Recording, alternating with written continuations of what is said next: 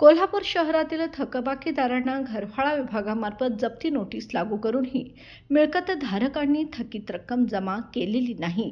त्यामुळे घरफाळा विभागाने 13 लाखाच्या थकीत घरफाळ्यापोटी शहरातील 4 व्यावसायिक मिळकती सील केल्या आहेत.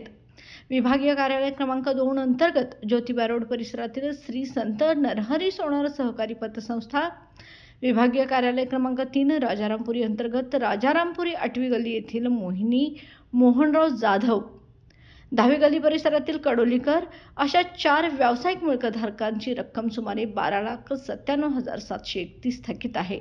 त्यामुळे या मिळकती सील करण्याची कारवाई करण्यात आली आहे.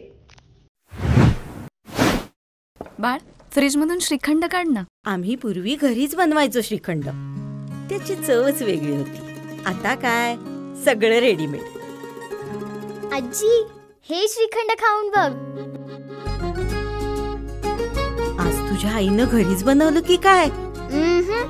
हे आहे गोकुळचं श्रीखंड. अगदी जिभेवर रेंगाळणार. जिभेवरच नाही तर मनावरही रेंगाळणार. गोकुळ श्रीखंड, मनावर रेंगाळणार.